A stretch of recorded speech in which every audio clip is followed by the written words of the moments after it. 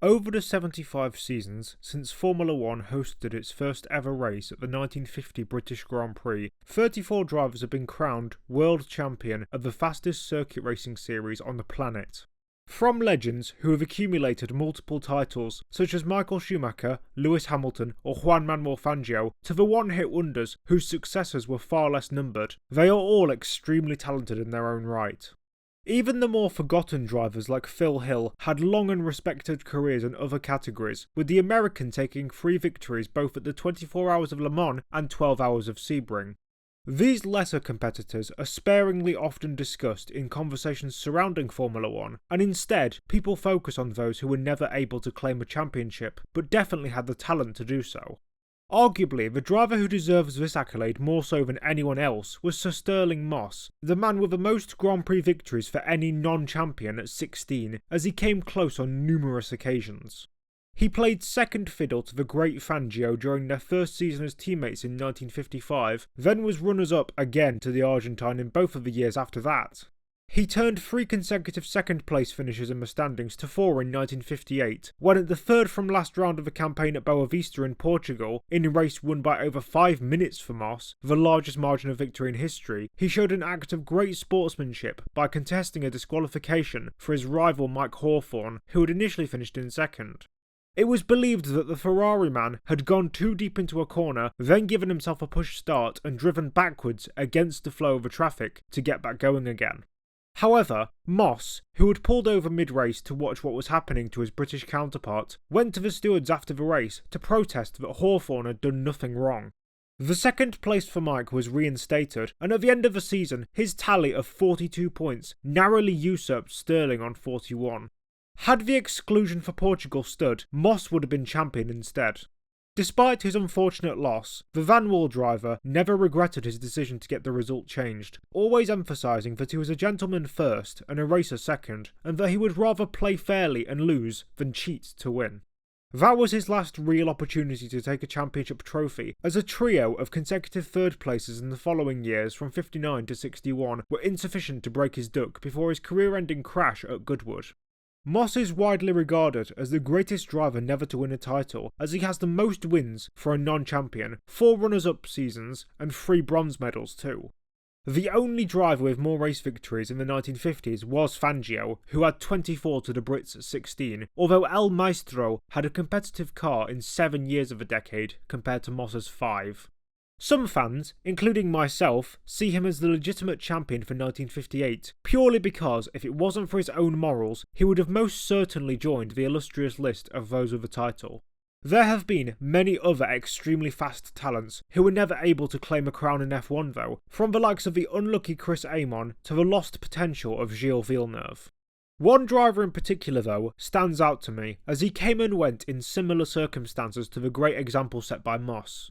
He burst onto the scene as a young gun and was consistently rapid all the way up to an accident that cut his chances short, just like the Brit.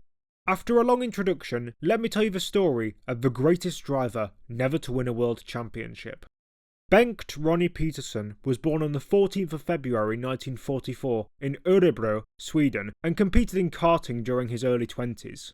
He won the 1963 and 64 Swedish karting championships, then moved into the European scene by 1966, finishing runners-up to Susi Raganelli. Soon after, he made his car racing debut in Swedish Formula 3 just 2 years later, aged 24, winning the series in its entirety, then did so again in 1969, before moving up to F1 in 1970.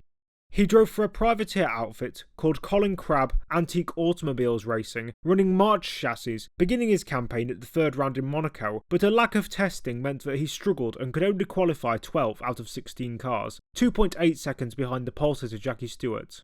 A typically attritional race in the Principality saw only 8 cars cross the finish line, and Peterson claimed 7th place on his debut.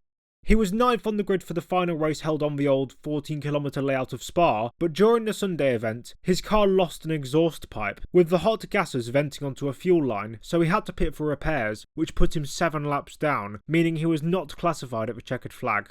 The Swede finished 9th and 2 laps down in Zandvoort, then went out to the French race held at the Clermont-Ferrand circuit on lap 17 with differential failure.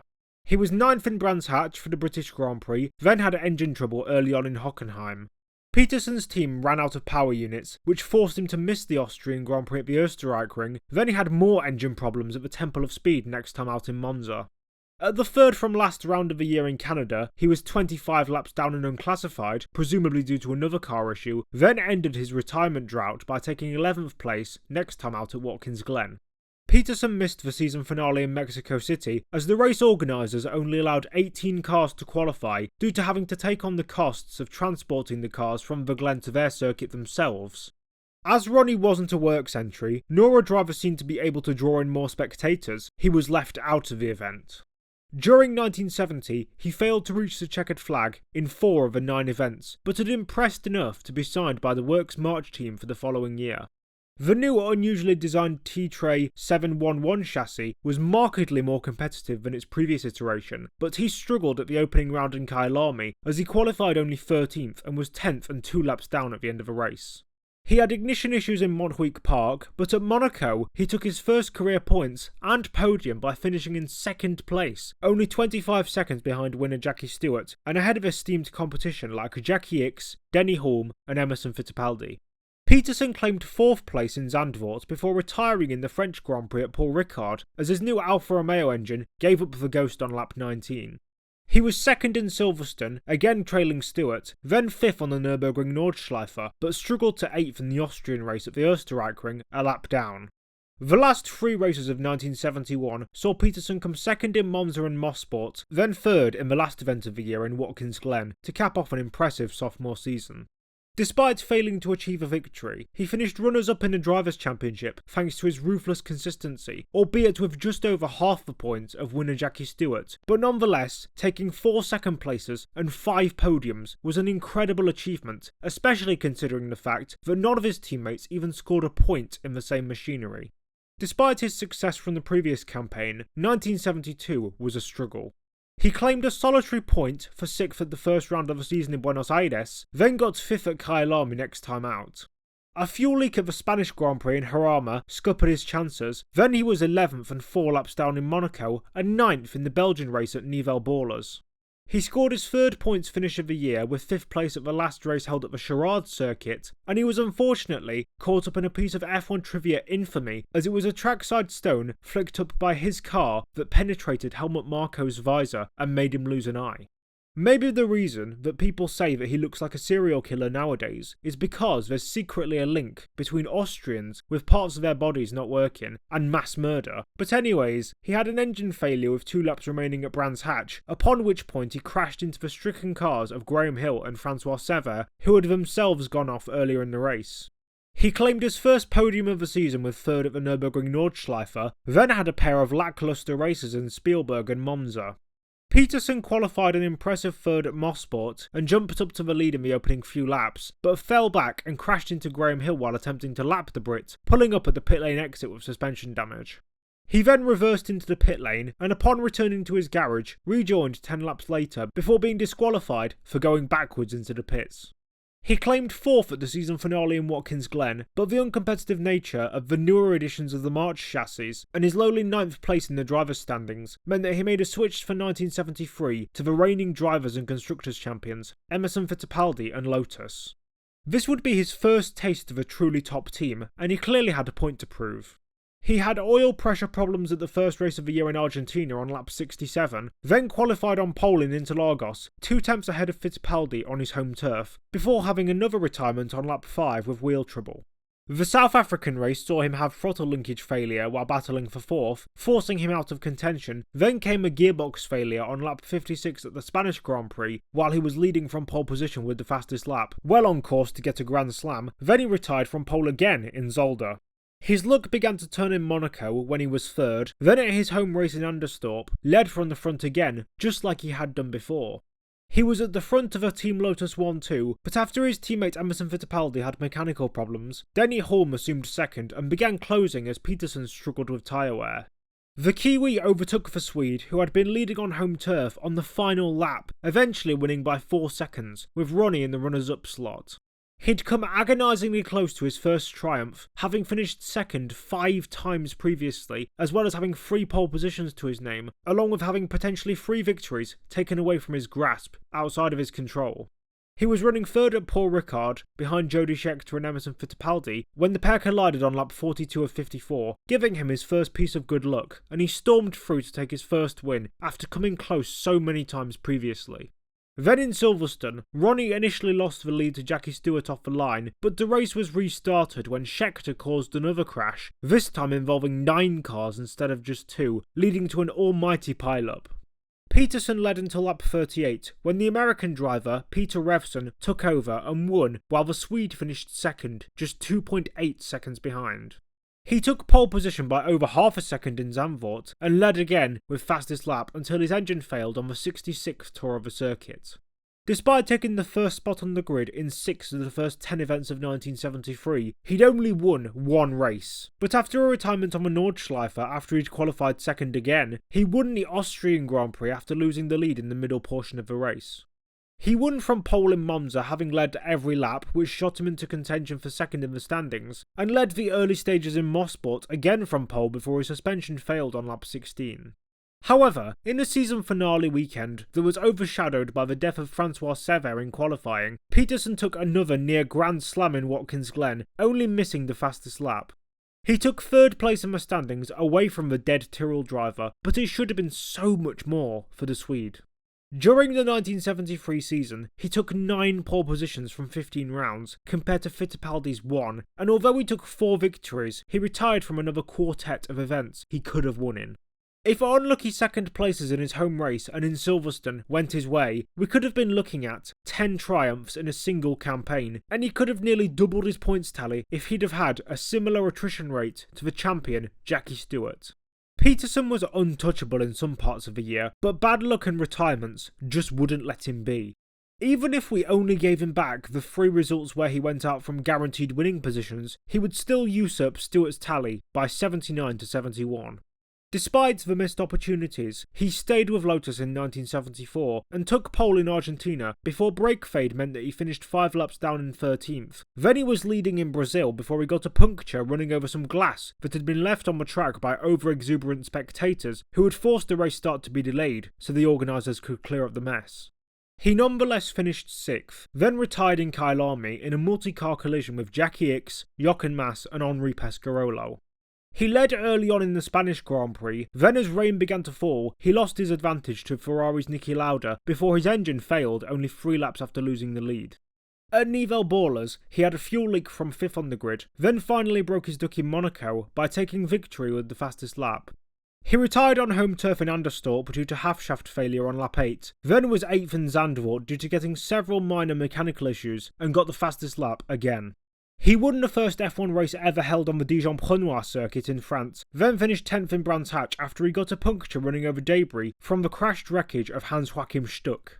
4th on the Nürburgring Nordschleife was followed by another half-shaft failure in Austria, another win in Monza, then 3rd at Mosport, and a retirement at the season finale in Watkins Glen with fuel system problems. In the 1973 and 74 seasons, Peterson took 10 pole positions on 4 fastest laps and led 17 of the 30 races he entered, in 6 of which he retired from a probable winning position. You could make a dead-on case for him to win the 1973 championship, and could theorise a triumph in 1974 too. This has to be one of the unluckiest stints I've seen in Formula 1 history. People talk about Kimi Raikkonen in 2005, Fernando Alonso in 2012, or Chris Amon's entire career, but the bad fortune that Ronnie had in this 2-year period was beyond comical. I've already mentioned how he would have won 73 if he had similar reliability to the eventual winner, and in 74, if you gave him his 3 dead-on wins, he would have been a 2-time reigning champion by this point. 1975 was a lull year for Lotus, as their 5-year-old car design, the legendary 72 concept, which was now an E-Spec model, only took the Swede to a best result of 4th place in Monaco, and only 2 other point scores in Austria and the USA, with 5th in each. He drove the 1976 season opener in Interlagos for Lotus, as Colin Chapman promised better results from the new 77 chassis, but when he qualified a lowly 18th and crashed out on lap 10, Peterson moved back to his old team March from round 2 onwards. However, he didn't score points until the 11th race in Austria, where he was 6th. Then he took pole in Zandvoort and led early on until he retired with oil pressure issues on lap 52. Then at Monza, driving a car that previously had a best result of 4th thanks to Hans-Joachim Stuck, Peterson won while also taking the fastest lap, getting his first victory since the 1974 race at the same venue. He failed to score in any of the final 3 rounds of 1976 though, and moved to Tyrrell for 1977, driving an evolution of a 6-wheeled P34 car. He retired from 5 of the opening 6 rounds, having spun off in Buenos Aires, collided with Jochen Mass and Clay Regazzoni in Interlagos, suffered mechanical problems in Kyalami and Long Beach, and had brake failure in Monaco. The only intervening finish was 8th in Spain, but he took 3rd in a wet Zolder race at round 7, but didn't score in any of the next sextet of events, before taking 5th in Austria for the anti-penultimate race of the year, and the same result at the season-ending United States Grand Prix. Having won only 1 race in the previous 3 seasons, Peterson moved back to Lotus for 1978, driving the ground effect 79 chassis, as the American Mario Andretti had showed incredible promise towards the back end of the previous year. The Swede was 5th in Argentina, retired from pole in Yacarapagua due to a collision, then took a last lap victory in Kyalami from his old Tyrrell teammate Patrick Depailler. 4th in Long Beach, preceded a retirement in Monaco, then he finished 2nd to his teammate Andretti in Zolder with fastest lap. 2nd in Spain came before a 3rd in Anderstorp and another runners-up finish in Paul Ricard. He took pole in Brands Hatch, but retired early on with a fuel leak, then led the opening laps of the German Grand Prix before eventually losing out to a gearbox failure. He took a near Grand Slam at the Österreichring, only missing out on leading 9 laps in the middle part of a race, before he was 2nd at Zandvoort. His recent results meant that Peterson was only 12 points away from teammate Andretti, who was leading the drivers' standings. There was a small chance that if he won all of the final 3 races, with Andretti failing to finish in the runners-up spot in each of them, the Swede could take the crown. However, at the start of the next race in Monza, where Ronnie had had so much success prior, tragedy struck. The starter was over-enthusiastic in beginning the green light sequence to let the cars go, and thus, several cars in the midfield and towards the back were still rolling while those at the front were stationary when the green flag was waved. This created a funnel effect going into the first chicane, and James Hunt, who was trying to avoid colliding with Riccardo Patrese, swerved and hit Peterson's car, which resulted in an accident that involved 7 more drivers. Ronnie's Lotus had struck the barriers hard, and his car had caught fire, but Hunt, Regazzoni, and his teammate Depailler pulled him out of the wreckage. Despite the ineffectiveness of the new safety protocols introduced by Professor Sid Watkins due to the fact that the Italian officials didn't let him onto the track to attend to Peterson for 20 minutes, Peterson had only suffered minor burns and was still fully conscious but had severe leg injuries. He and the Italian Vittorio Brambilla, who had been struck on the head by a flying wheel, were taken to hospital. While Brambilla made a full recovery and returned to F1 within a year, Peterson developed a fat embolism overnight in hospital after the accident, and soon suffered from full kidney failure, passing away the morning after the race. He was 34. The Swede had won 10 races in his career, and finished runners-up in the drivers' standings in 1971, and posthumously in 78 too, but arguably his best period performance-wise was his first Lotus stint that started in 1973. He could have possibly got the first double-digit race win total across a season in F1 history, and potentially won at least 2 championships, or maybe 3 had he seen out the year he died in, but bad luck just stiffed him every single time. Saying that Ronnie Peterson was a better driver than the other candidates for the greatest never to win the title, such as Moss and Villeneuve, is a bold claim to make, but considering he died aged 34, he had at least 2 or 3 more seasons in his prime where he could have moved to Ferrari or Williams. I also said at the start of the video that I see Moss as the more legitimate champion of 1958, as unlike 1994 or 2021, where there are questions over fairness, the occurrences that led to Sterling's loss were far more concrete and easy to judge. With the Brit out of the equation, that just leaves Peterson with the likes of Gilles Villeneuve, Jackie Ickx, Chris Amon and co. to decide who is the best driver never to win an F1 title, and I think Ronnie usurps all of them. Villeneuve had flashes of brilliance, but his over-exuberance often got the better of him, as his antics driving around with his front wing obstructing his view, or his tyre being punctured and him ripping apart his bodywork proved. Ickx was fantastic in endurance racing, but even with his best shot in 1970, didn't have the speed to overtake the tally of Jochen Rindt. Chris Amon might not have ever won a race, but he definitely was a championship caliber driver nonetheless, and I think Peterson tops them all as the best driver never to be crowned F1 champion. Anyways, with that being said, I think that brings today's video to a close. I hope you enjoyed me detailing the career of Ronnie Peterson as the greatest in F1 history never to win a championship. And if you did, please remember to like, comment, and subscribe to see more content from me in the future. You can also subscribe to my Patreon if you'd like to see exclusive content, get videos a day early, and have an opportunity to converse with me personally for as little as $1 per month. Big shout out to my already existing Patreon subscribers Andy Lamberts, Eamon Al Dowdy, and George Stratford, and you can also follow my X/Twitter account where I post boiling hot lava takes on F1, IndyCar, and NASCAR, and follow my Instagram for behind the scenes updates. With my shameless plugging over though, I'm Nedzo, and I'll see you all later. Bye!